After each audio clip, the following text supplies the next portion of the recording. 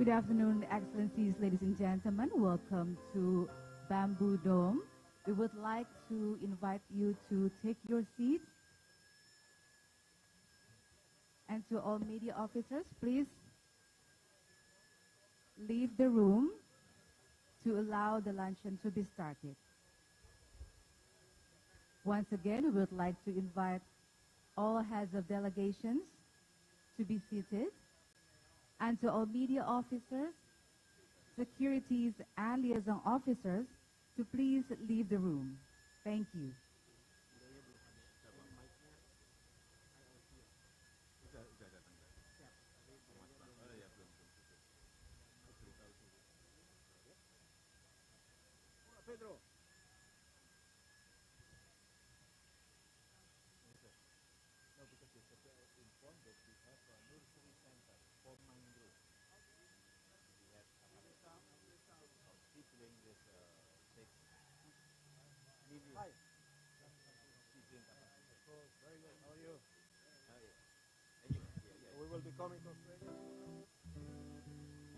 Ladies and gentlemen, once again, we would like to invite all heads of delegations to please take your seats, and to all securities, liaison officers, and media officers to please leave the room to allow the luncheon to be started.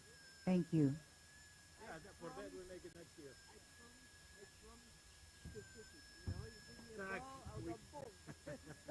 Excellent.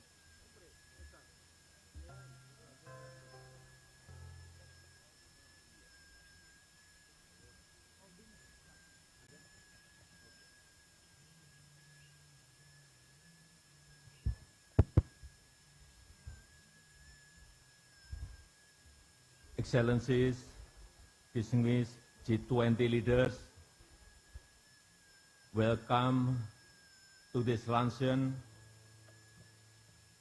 At this lunch, I have two guests that I wish to invite to speak. First, President of the IOC, Mr. Thomas Bach, and the second, President of FIFA, Mr. Gianni Infantino. Now I would like to invite Mr. Thomas Bach to deliver his speech. The floor is yours, Mr. Bach. Thank you very much, Your Excellency Joko Widodo, President of the Republic of Indonesia and Chair of the G20 Summit. Your Excellencies, please allow me first of all to thank our gracious host, President Joko Widodo, for the great honor to be able to address you, the world leaders. I applaud him for choosing its motto for this summit, Recover Together, Recover Stronger, which perfectly resonates with our new Olympic motto, Faster, Higher, Stronger, Together. The global pandemic made it crystal clear how important sport is for our physical and mental health. Sport can save lives. This is why the International Olympic Committee is working closely with the World Health Organization to promote healthy and resilient societies through sport. Olympic athletes are central to this as role models for healthy lifestyles. The excellent cooperation with the governments of Japan and China and our close partnership with the WHO were crucial for us to successfully and safely organize 2 editions of the Olympic and Paralympic Games during the height of the pandemic. During these dark times, the Olympic Games Tokyo 2020 and the Olympic Winter Games Beijing 2022 gave so many people around the world hope and optimism. The countless messages of appreciation from all walks of life are summed up in an excellent way by WHO Director General Dr. Tedros, who said, "The Olympic Games bring the whole world together in solidarity and in a celebration of hope." We can only bring the whole world together if the athletes from all 206 national Olympic committees can participate at the Olympic Games. This is what the Olympic and Paralympic Games are about. The whole world together in peaceful competition without any discrimination whatsoever. For Tokyo 2020 and Beijing 2022, the challenge to bring the whole world together was the pandemic. Today, the challenge for the Olympic Games are consequences of the Russian aggression against Ukraine. Russia's violation of the Olympic Charter by violating the Olympic Truce Resolution adopted unanimously by the United Nations General Assembly. At the same time, we are supporting the athletes and members of the Ukrainian Olympic Committee everywhere with all our solidarity. But in contrast to the far too many other wars and conflicts in our world, regarding this war, some governments started to decide which athletes would be allowed to participate in international sports competitions and which athletes not. They did, and they do so, purely on political grounds. They want to decide which athlete can now qualify and finally compete at the Olympic Games Paris 2024. If sport becomes, in this way, just another tool to achieve political goals, international sport will fall apart. Because it is the very essence of international sport that decisions about participation and results of athletes have to be based purely on the sporting merit of an athlete. If, however, this kind of politicization of sport becomes the norm, it will be impossible for sport to be such a unifying force. We need the participation of all athletes who accept the rules, even and especially if their countries are in confrontation or at war. A competition between athletes from only like-minded states is not a credible symbol of peace. In this age of division, our role is clear: to unite the world and not to deepen divisions. To live up to this unifying mission, the IOC must be politically neutral. To allow future hosts to welcome the best athletes of the entire world, regardless of political conflicts, I appeal to you, the world leaders, to support this political neutrality. France, Italy, the United States of America, and Australia are the next Olympic hosts. In at least 8 G20 countries, there is already now declared interest in hosting future Olympic and Paralympic Games. This is why I humbly ask you, give us this opportunity to contribute to peace and understanding through sport. Support the autonomy of sport as you have done so previously in so many UN resolutions and declarations. There are not many occasions when all humankind can set aside our differences and come together in peace. As the UN Secretary General Antonio Guterres said, the Olympic spirit is the most important symbol of peace in today's world. Let us not abandon this precious unifying mission of the Olympic and Paralympic Games in a time when the world needs more solidarity and peace.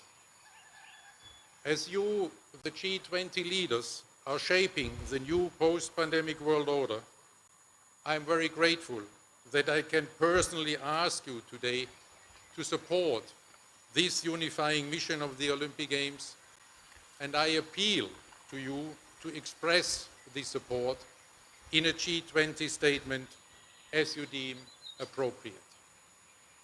In this Olympic spirit of solidarity and peace, I thank you for your kind consideration. I reiterate the call to you, the world leaders, that I made already at the opening and closing ceremonies of the Olympic Winter Games 2022. Give peace a chance. Thank you very much. Thank you very much, Mr. Thomas Bach. Our second speaker is Mr. Gianni Infantino, the President of FIFA. Mr. Infantino, the time is yours.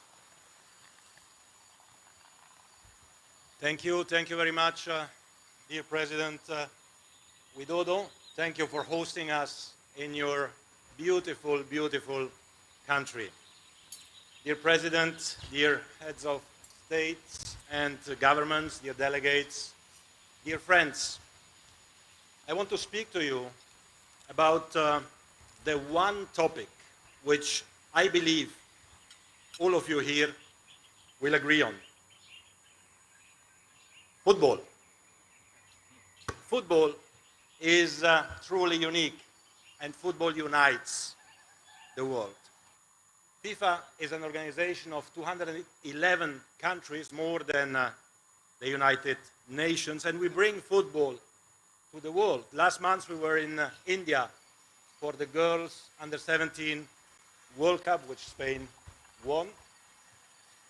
Next year we will return to Indonesia for the boys under-20 World Cup. And we unite the world through football.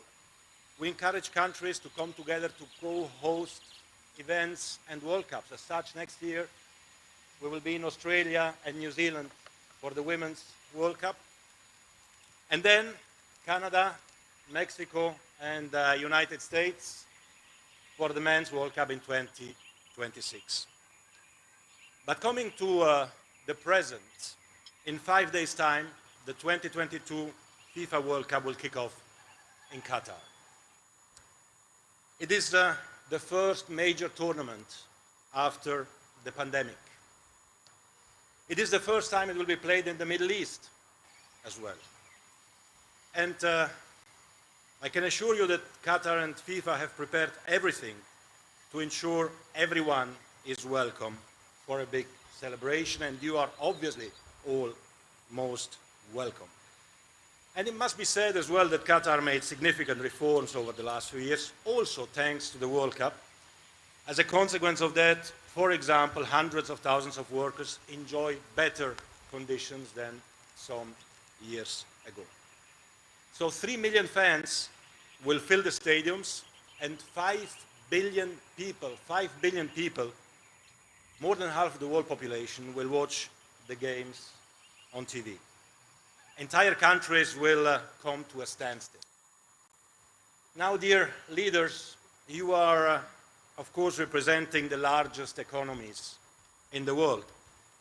So let me say one word about economics and football. Because you might not know that the global football GDP is almost $300 billion US. And whilst 90% of the fan base of football is outside of Europe, 70% of this global football GDP is produced within Europe. So just imagine the potential for the global economy if the rest of the world would produce even half of what Europe generates in relative terms, and its impact on their respective GDPs all over the world. This would add another 200 or 300 billion in global football GDP.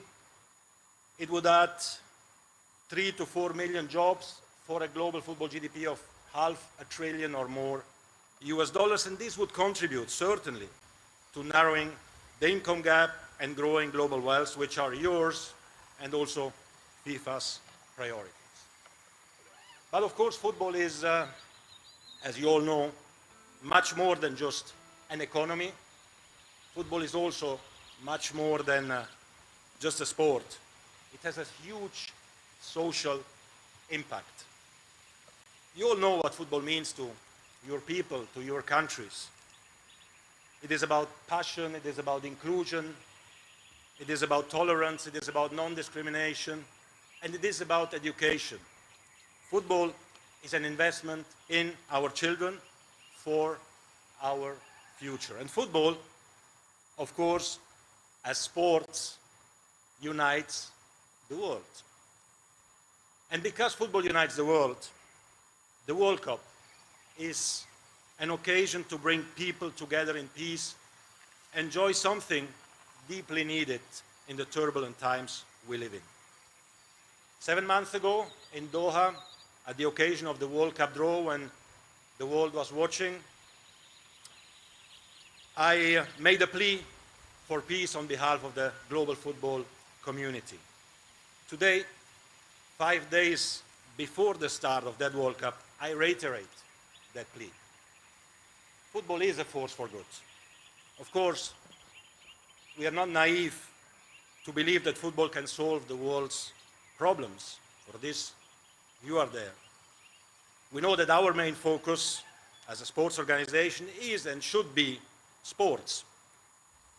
But because football unites the world, this particular World Cup, with 5 billion people watching it, can be the trigger for a positive gesture, for a sign or a message of hope. Dear leaders, Russia hosted the last World Cup in 2018.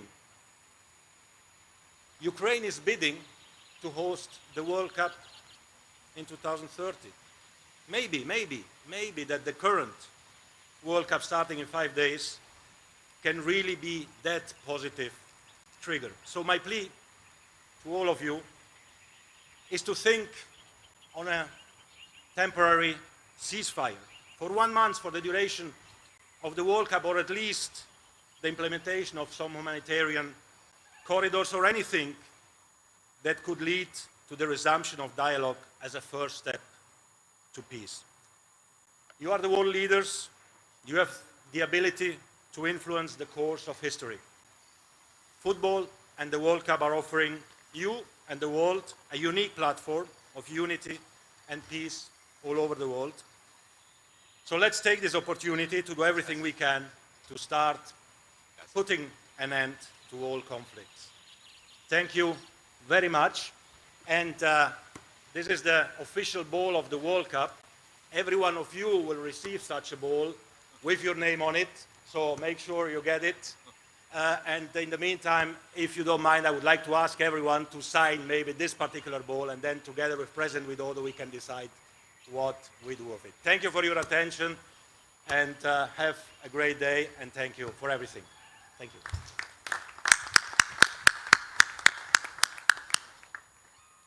Thank you, Mr. Infantino.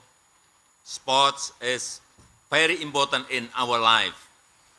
Through sports, not only we become healthy, we also feel happier. I must stop here. Well, enjoy your lunch. Thank you.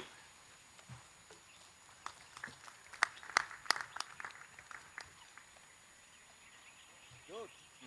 You can start from here to sign it.